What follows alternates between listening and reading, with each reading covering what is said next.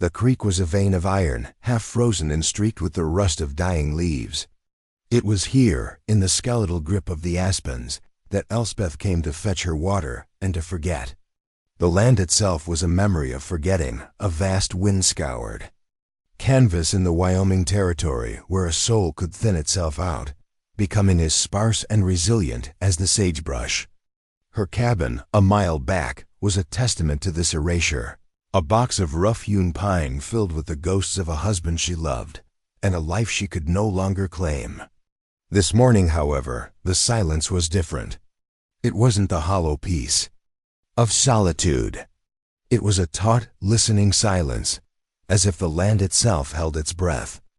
A magpie, usually a raucous thief, sat motionless on a high branch, a slash of ink against the pewter sky.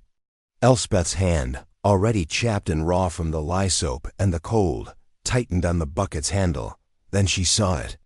A stain upon the snow near the creek's edge. Not the spilled burgundy of a hunter's kill, but something darker, thicker. It led from the bank into the clutching, ice-rimmed water. And in the water, slumped against a broad, flat stone, was a man. He was native, that much was clear from the twin braids, dark and heavy as wet rope, that lay across his shoulders. His deerskin leggings were torn, and one side of his torso was a ruin of shredded hide and blood that steamed faintly in the frigid air. He was a warrior. The high, proud bones of his face were drawn tight, a mask of agony that had collapsed into unconsciousness. He was dying in the same water she came to for life.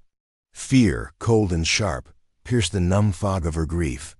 She knew the calculus of this land. A white woman alone, a wounded warrior. To help him was to invite a war to her doorstep. The cavalry.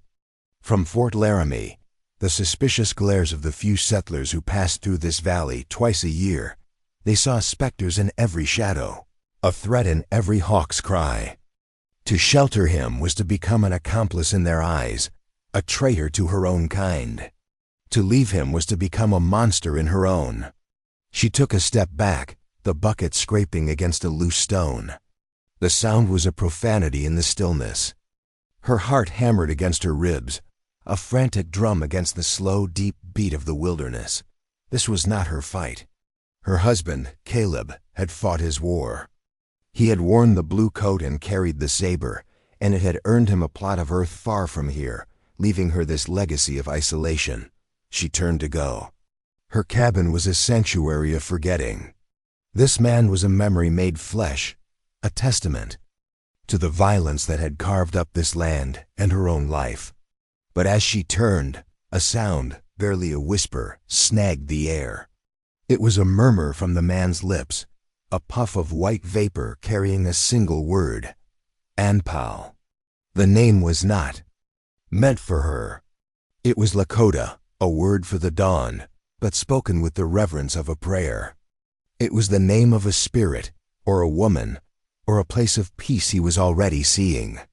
It was a word from a world she was meant to fear, yet it sounded like every prayer for mercy she had ever choked on herself. The magpie let out a single sharp cry and launched into the air, its wings beating against the heavy silence.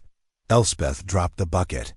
The water spilled out, a dark spreading stain that mirrored the one in the snow. She waded into the creek, the glacial water a shock that shot up her legs, stealing her breath.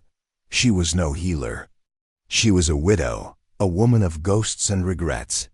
But in that moment, kneeling in the freezing water, reaching for the hand of a man who should have been her enemy, she felt something other than loss. She felt the terrifying, undeniable weight of a choice. The silence that followed was absolute. It was the silence of a world remade, a covenant broken, and another forged in the iron-cold water of the creek. He was heavier than he looked, a dead weight of muscle and bone. Dragging him from the creek was a primal, desperate struggle. The world narrowed to the rasp of her own breathing and the sickening, wet sound of his body pulling through the snow-crusted mud. She hauled him onto the bank, her lungs burning, her muscles screaming. For a moment, she lay beside him, panting, staring up at the indifferent gray sky. Two broken figures on a frozen shore. Getting him to the cabin was a journey through a private hell. She used her own shawl to create a crude travois, and with every step she took, pulling him over the uneven ground, she felt the foundations of her solitary world cracking. The scent of him, blood, sweat, pine, and something else. Something wild and earthy like ozone after a lightning strike filled her senses. It was the scent of the world she had tried so hard to keep outside her door. Inside, the cabin was a shield against that world.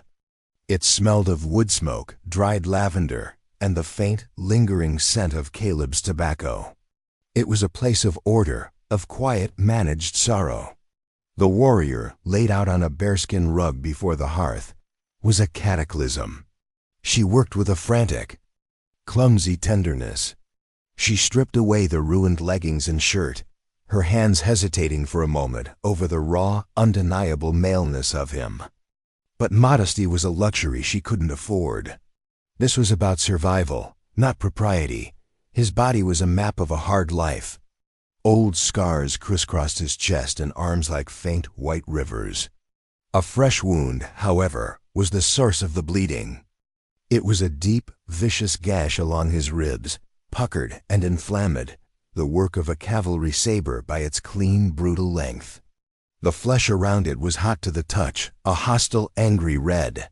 He was a ghost under her roof, and she was a ghost tending to him. As she cleaned the wound with boiled water and cloths torn from her own petticoats, she saw the truth of her own exile. This cabin wasn't a sanctuary. It was a prison she had built for herself. Each object held a splinter of pain. The rocking chair by the fire was where Caleb used to sit, his long legs stretched out, his blue eyes crinkling at the corners when he smiled. The tintype on the mantelpiece showed him in his Union uniform, proud and handsome, his hand resting on the hilt of the very same kind of saber that had likely carved this wound into the man at her feet. She stared at that photograph, her heart a cold, hard knot in her chest. Caleb had been a good man, a kind husband. He wrote her letters filled with poetic descriptions of the plains, of the endless sky. He never wrote about the killing. He never wrote about the smoke-choked villages, the cries of women, the faces of the men he cut down. But she knew. She had heard the whispers when she'd lived near the fort, the drunken boasts of the other soldiers, the casual cruelty that passed for humor. She had seen the shadow that grew in Caleb's eyes after he returned from patrol, a shadow he tried to hide from her. He had died of a fever a year after the war, but Elspeth knew he had brought the sickness of it home with him. Her grief was not simple. It was tangled with a profound, unspoken shame. She had fled to this valley, not just to escape the memory of his death, but to escape the legacy of his life, of what he had been a part of. And now that legacy was bleeding on her floor. The warrior stirred, his eyes fluttering open. They were not brown, but a deep, fathomless black, like chips of obsidian. They held no fear, no gratitude. They held a history. He looked at her. Then his gaze drifted to the fire, and he stared into the flames with an intensity that was terrifying. He was not seeing the burning logs. He was seeing something else, a village on fire, a world consumed. He did not speak. He did not have to. The silence in the cabin became a living thing, a third presence between them. It was made of his pain and her guilt. It was made of the chasm between their worlds, a chasm now spanned by the fragile bridge of her trembling hands. She brought him a bowl of broth, and he drank, his eyes never leaving hers. It was an assessment, a weighing of her soul. She felt stripped bare, her motives transparent. She was not a savior. She was a woman performing an act of penance on the wrong man, a generation too late. Days bled into one another, measured by the rhythm of her tasks, stoking the fire, boiling herbs, changing the poultice on his wound. The gash was deep, infected. A fever took hold of him, and he drifted in and out of a delirium, his body slick with sweat. In those moments he spoke, not in English but in the fluid, guttural cadence of his own tongue. It was a torrent of names, places, and what sounded like fragments of songs or prayers. The name Anpao surfaced again and again, a beacon in his fevered haze. Elspeth listened, her heart aching. She didn't understand the words, but she understood the language of loss.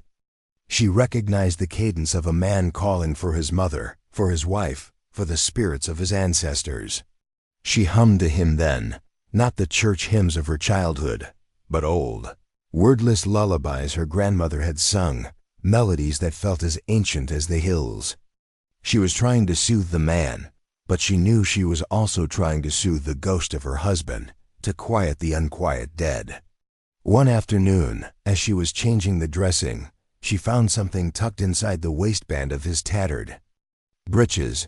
It was a small beaded amulet, but behind it, folded into a tight square, was a piece of rough blue wool.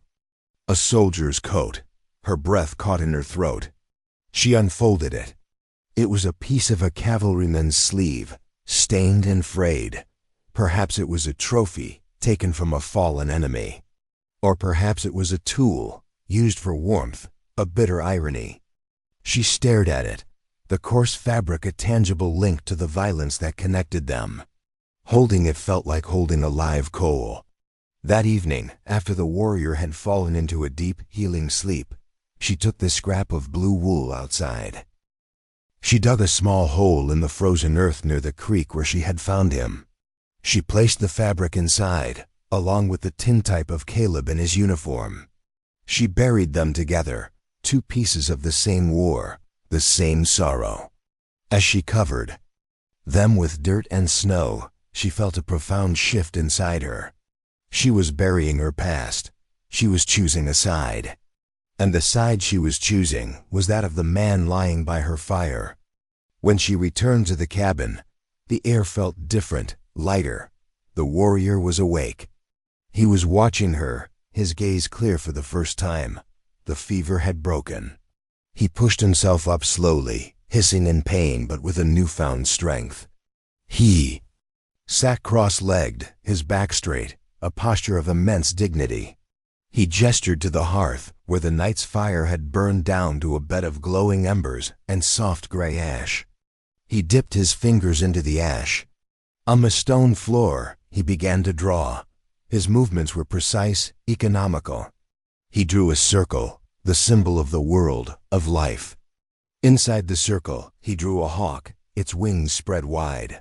Then, beside the hawk, he drew a broken spear, his story. A warrior, his strength shattered. He looked at her, a question in his eyes. Elspeth's hand trembled as she reached into the ash. She drew her own story, a simple square. A house. Then she drew a line through it, a broken home. Beside it, she drew a single stylized teardrop. He studied her drawing for a long time. Then, he reached out and with one finger, he connected his broken spear to her broken home with a single wavering line. Two wounds, one shelter. A fragile peace settled between them. In the days that followed, he began to heal in earnest. He would sit for hours, mending his torn leggings with an awl and sinew he produced from a small pouch. He moved with a quiet, deliberate grace, his presence filling the small cabin not with menace, but with a deep, grounding stillness. He never spoke her language, she never spoke his. They communicated in the shared language of gestures, of necessity. A nod for water. A raised hand to indicate the woodpile was low. A shared bowl of stew eaten in the flickering firelight. One evening, as a storm raged outside, rattling the shutters and moaning in the chimney, he began to hum. It was not the delirious muttering of his fever. It was a low, resonant chant, a melody that seemed to rise from the very earth. It was both a lament and a hymn of praise. It spoke of mountains and wind, of buffalo herds, and the star-scattered sky. Elspeth sat frozen, listening. The song was not for her. It was too vast, too ancient. It felt like a prayer being sent out into the storm, a message carried on the wind. He was humming for someone who was listening, for something that was coming. The quiet before the storm was over. This was the first roll of thunder. The storm passed before dawn, leaving the world scoured and crystalline. A fresh blanket of snow muffled all sound, and the air was so cold it felt sharp in the lungs. Elspeth woke with a jolt, a sense of profound unease settling over her. The warrior was already awake. He stood by the cabin's single window, a silhouette. Against the pale pre-dawn light, perfectly still. He was watching the ridgeline to the east. Elspeth followed his gaze. At first, there was nothing but the snow-laden pines and the vast, empty sky. Then, a shape emerged on the crest of the hill. A single rider on a pinto pony, as motionless as a statue carved from the landscape. He wore a buffalo robe, and in the gray light, he seemed less a man than a spirit of the place, an extension of the land itself. Elspeth's blood ran cold. Then another figure appeared beside the first, and another, and another. They materialized from the morning fog, from the spaces between the trees, silent as ghosts. They were not charging, they were simply arriving. 10, then 20, then more. Warriors on horseback, their faces grim, their breath pluming in the frigid air. They carried bows, lances, and old rifles, but held them in a way that was not immediately threatening. It was a statement of fact, a demonstration of power held in reserve. The land went utterly quiet.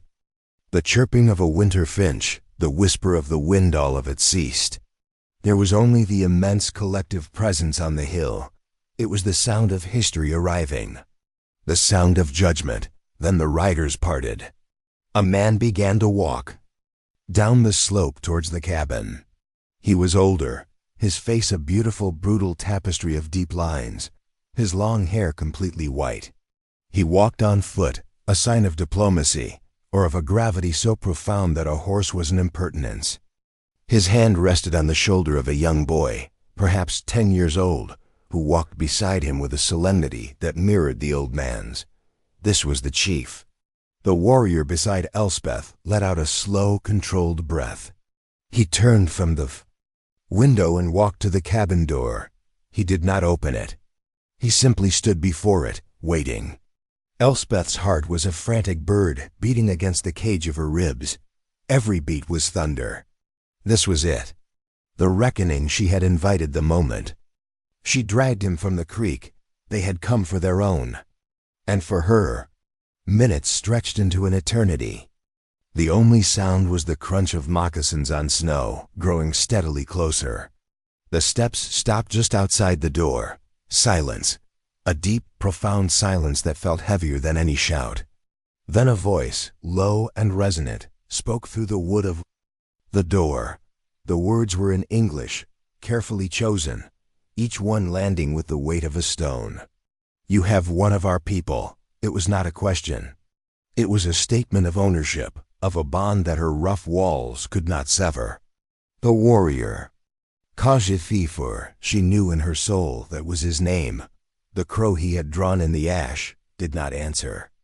He looked at Elspeth, his black eyes holding a universe of meaning she could not decipher. Was it a warning? An apology? Then he did something that shattered her. He reached out and gently placed his hand on the door, not to open it, but as if in solidarity with the man on the other side. He turned his gaze back to her, and with a slight inclination of his head, he indicated the floor. He was asking her to kneel, but it was not a command born of dominance. It was an instruction, a preparation for what was to come. He was telling her that their power was absolute, and that submission was the only language they would understand. Without hesitation, Elspeth sank to her knees on the rough plank floor. She did not do it out of fear. She did it out of a sudden gut-wrenching understanding. This wasn't just about the man she had saved. This was about Caleb. This was about the blue coat. This was about the unpayable debt her people owed his. She dropped her head, her hair falling around her face, and offered up the only thing she had left, her atonement. The latch on the door lifted slowly. The chief, Matao Inazig, Standing Bear, entered the cabin. He filled the space, his presence more vast than his physical form. He was followed by the boy and two towering warriors who stood sentinel at the door, blocking the pale light. The chief's eyes, ancient and knowing, took in the scene. The kneeling white woman, the recovering warrior standing by her side. His gaze fell upon the clean dressings, the bowl of leftover broth, the palpable lack of struggle. He looked at Kaviki and spoke in Lakota, his voice a low rumble. Kausi answered in the same tongue, his words spare and measured. His eyes flickered towards Elspeth as he spoke. He was explaining, recounting. Standing Bear's gaze then settled on Elspeth, still kneeling, her head bowed. He saw not a captor, but a nurse. He saw not a threat, but a puzzle. His eyes scanned the small, clean cabin, the simple furnishings, the careful order. They came to rest on the mantelpiece, on the spot where the tintype of Caleb had once stood. Even without the photograph, the space held a ghost. It was the only place on the smoke-darkened mantel that was clean, a faint rectangle of lighter wood. A place of honor, now empty. Standing Bear walked slowly to the hearth. He ran a finger over the clean rectangle. He knew what had been there. He had seen countless such altars in the homes of the whites. He turned, his face unreadable. "The one who lived here before you," he said, his English deliberate. He wore the blue coat. Elspeth's breath hitched. She looked up, her eyes wide with a terror that had finally found its name. "He was my husband." The words were a ragged whisper. Standing Bear nodded slowly, a deep, sorrowful understanding in his eyes. He looked at the gash on Kazika's side, then back at her. "The metal that cut this man was forged in the same fire as your husband's." He let the weight of that truth settle in the small room. The air grew thick with history, with the smoke of battles and the rust of old blood. "Many seasons ago," Standing Bear began, his voice taking on the cadence of an oral historian, a keeper of the long memory. "A unit of these blue coats rode through the Powder River country. They were hunting ghosts. They thought we were a people of the past, so they tried to make us so. They came upon a small camp by a river bend. It was not a war party. It was old ones, women, children."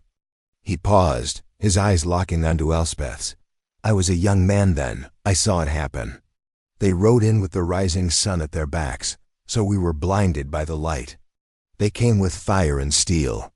Elspeth felt the floor beneath her sway. She could almost smell the gunpowder, hear the screams. "There was a soldier," Standing Bear continued, his voice dropping lower. "He was young, with eyes the color of the sky before a storm. He cornered a woman who was fleeing with her small son. She held the boy to her chest and turned her back, ready for the saber's stroke. The soldier raised his arm. The sun glinted off the steel. He stopped, his gaze drifting to Kafi, who stood rigid, his face a mask of stone. But the stroke never fell," the chief said, his voice filled with a strange, quiet awe. The soldier hesitated. For a single heartbeat, the rhythm of the slaughter was broken. In that moment of hesitation, another warrior struck the soldier's horse, and it reared, throwing him. The woman and her child escaped into the brush. That woman was my sister. The boy she carried was her son.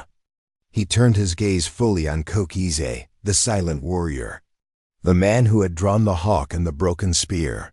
"The boy grew into this man," Standing Bear said, placing a hand on Kofiki's shoulder. "He is alive because a man in a blue coat, for a reason Wakad Tanka alone knows, broke his rhythm. He did not kill when he was supposed to kill." Elspeth stared, her mind reeling, trying to grasp the shape of the story he was weaving. "My husband," she stammered. "He had blue eyes." Standing Bear's eyes softened with a look that was not pity, but a kind of cosmic recognition. We learned his name later. The other soldiers called for him. Caleb, the world tilted. The air rushed from Elspeth's lungs. The man she had mourned, the man whose legacy of violence had driven her into this exile, had, in a single, inexplicable act of mercy, ceded the survival of the very man she had now saved from a similar blade. Her shame and her grace were two sides of the same coin. Her act of penance was not random. It was the closing of a circle she never knew existed. She looked at Kaziki, truly seeing him for the first time. He was not a stranger. He was her husband's legacy. He was the living embodiment of the one good thing Caleb had done in a war of bad deeds. And then the final truth fell into place, answering the question that had haunted her for days. The whispered name. And pow, she breathed, the word feeling foreign and sacred on her tongue. The name he spoke. Kalkshi's stoic facade finally broke. A flicker of profound emotion crossed his face. He gave a single sharp nod. Standing Bear looked at her, his expression one of awe. And Pau Wi, the morning star, it was his mother's name. Kafki had not been calling for a spirit. In his fevered agony, as he lay dying in the creek, he had been calling for the mother his enemy had spared. And the widow of that enemy had answered. Elspeth dropped her head, and this time the tears came. Not tears of fear or grief, but of a shattering, overwhelming release. The debt was not one-sided. It flowed both ways, a current of violence and mercy, of shame and salvation, binding her cabin to their tribe, her blood to his. The reckoning was complete. But it was not a judgment of guilt. It was a judgment of connection, of a fate so intricately woven that no single person could claim to understand its design. The air in the cabin shifted.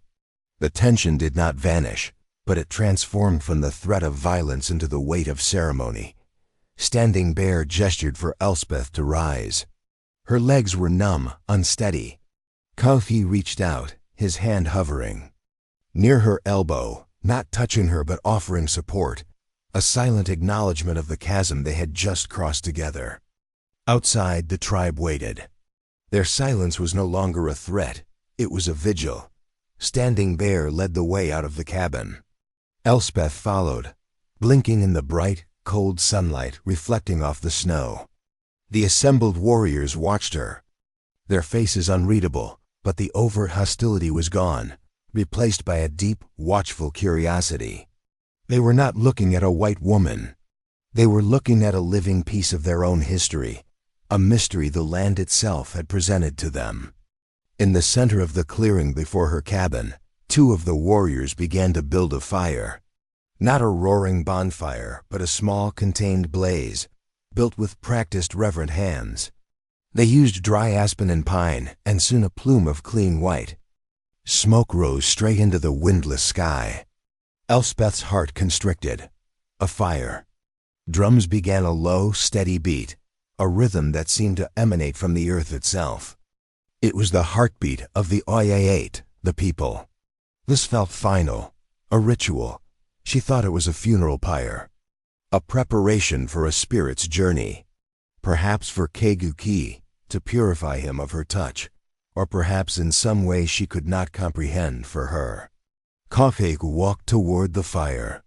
He moved with a slight limp, but his back was straight, his head held high. He was no longer a patient, but a warrior among his people. He stopped and turned, his eyes finding hers. She thought he was saying goodbye. She believed this was a rite of separation, of cleansing. He would be rejoining his world, and she would be left in hers, the strange circle of their shared history, now complete and closed forever. The thought left her feeling more hollow and alone than ever before. She took a step forward, a frantic, desperate impulse rising in her. To what? To protest? To offer herself in his place if punishment was still required. To simply say, something, stop. The word came from Standing Bear, gentle but firm. He stood beside her, his gaze on the fire. "This is not what you think," he said. "This is not an ending. You have seen the broken spear. You have seen the broken home. You have seen how the spirits weave these broken things together to make a story whole." Coffee's mother, Anpao, had told the story of the soldier with the sky-blue eyes to her son 1,000 times. It was not a story of hate, but of mystery. It was the story of why their small branch of the family had survived when so many others had been cut down. It had become a part of Kok's identity, a sacred question mark at the center of his life. Why had that man hesitated? "To take a life is to take a future," Standing Bear said, his voice low. "Your husband spared a future. And you, his widow, have now saved it. The debt is paid. But a paid debt does not vanish into the air. It leaves a space, a bond.